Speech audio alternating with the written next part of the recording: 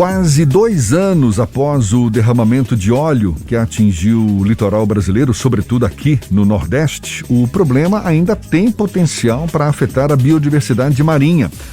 A gente noticiou aqui, no fim do mês passado, novas manchas de óleo voltaram a surgir, dessa vez na praia de Itacimirim, aqui no litoral norte do estado. E seriam manchas de mesma origem das que surgiram em 2019? É sobre isso que a gente conversa agora com a diretora do Instituto de Geociências da Universidade Federal da Bahia, Olívia Oliveira, que desde aquela época vem analisando esse material. Seja bem-vinda mais uma vez. Tudo bom, Olívia?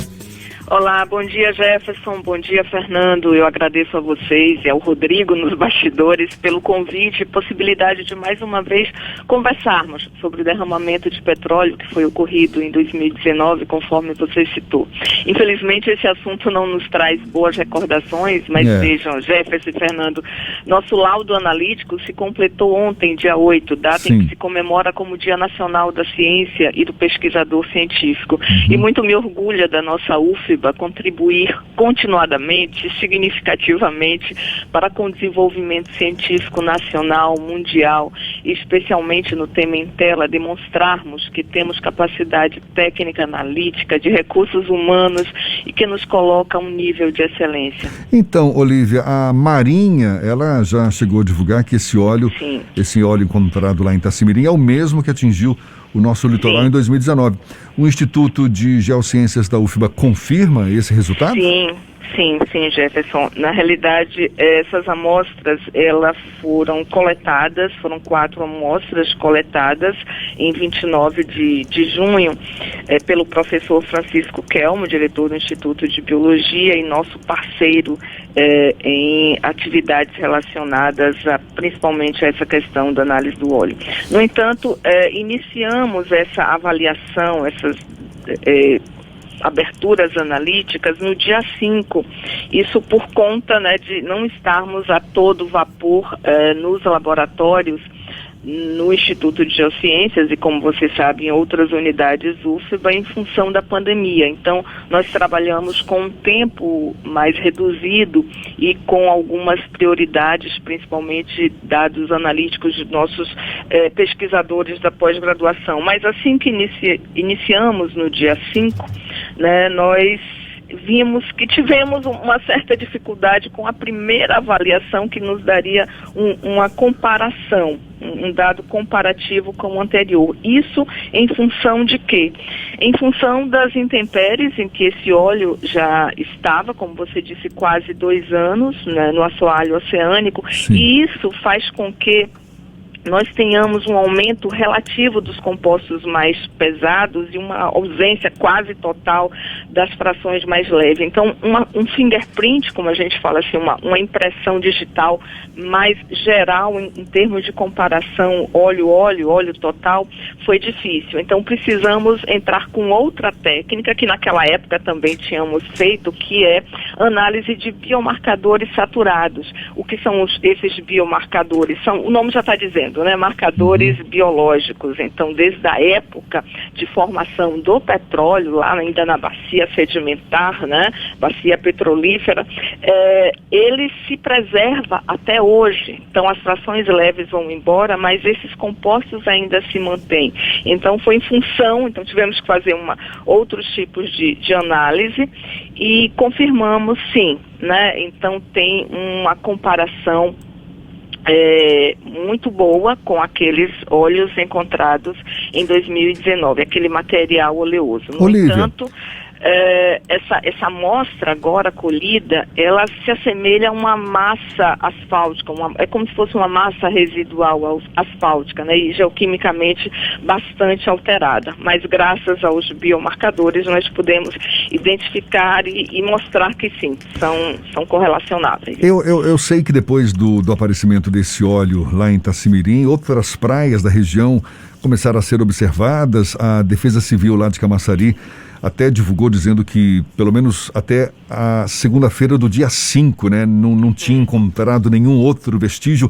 Mas é de se supor que ainda haja algum óleo depositado sobre o fundo do mar aí? Sim, mesmo? Sim. É de se supor isso, então? Sim, Jefferson. Imagine ao longo aí de todo o nosso litoral, né, toda a região acima do Nordeste até o Rio de Janeiro, toda essa linha costeira, ela possui algumas, vamos dizer assim, geomorfologicamente falando, algumas modificações. Alguns locais são mais profundos, outros mais rasos, alguns têm os recifes de corais mais proeminentes, outros não. Então, é de se esperar, né, que ao longo daquele transporte, daquela quantidade enorme de óleo que veio em 2019, ele se deposita em algumas regiões. Em algumas pode ter tido um soterramento mais rápido que outro. E quando nós mudamos de estação, então devido à diferenciação entre correntes oceanográficas, então esse material vem à tona. Então não tenhamos dúvida que temos ainda esse material depositado em algumas regiões e é praticamente impossível fazer assim, como se fosse uma radiografia de onde ele ainda esteja, mas é possível e vai ainda acontecer, né, em função das correntes, dessas diferenciações oceanográficas, vai aparecer sim em alguns locais. O que a gente ainda fica vamos dizer assim, do males o menor, é que a maior parte ele já foi evaporado. Então, esses compostos mais leves, eles são mais tóxicos, né? Então, essa parte foi evaporada. No entanto, nós temos os recalcitrantes que nós falamos e essa deposição, principalmente nos recifes de corais, ele se mantém, vamos dizer assim, com uma avaliação danosa, né, porque seria a parte mais densa do óleo, e aí poderia causar um dano a esses locais. Professora, qual o impacto de longo prazo nesses casos de óleo que está de alguma forma escondido lá e que pode vir à tona? Eles podem de alguma forma interferir na cadeia biológica e na própria relação do homem com o mar? A senhora acompanha isso? Qual a sua opinião sobre o assunto?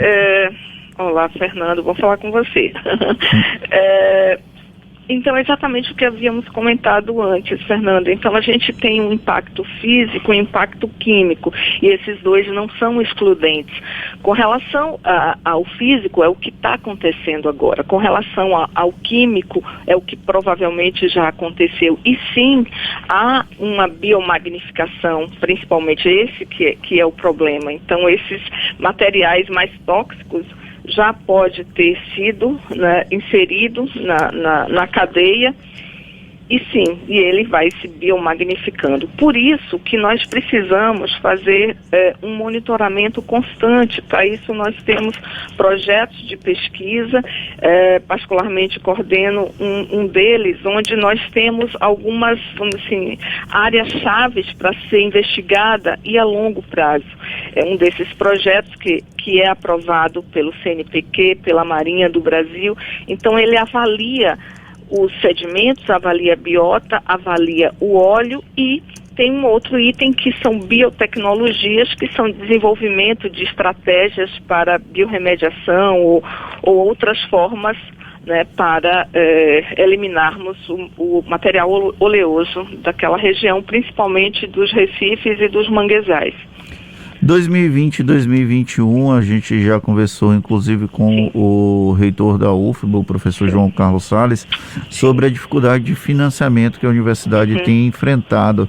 Isso impacta, por exemplo, nas pesquisas que o Instituto de Geociências tem que realizar quando aparecem situações como essa das manchas de óleo na praia de Itacimirim? Não tenha dúvida, Fernando, não tenha dúvida.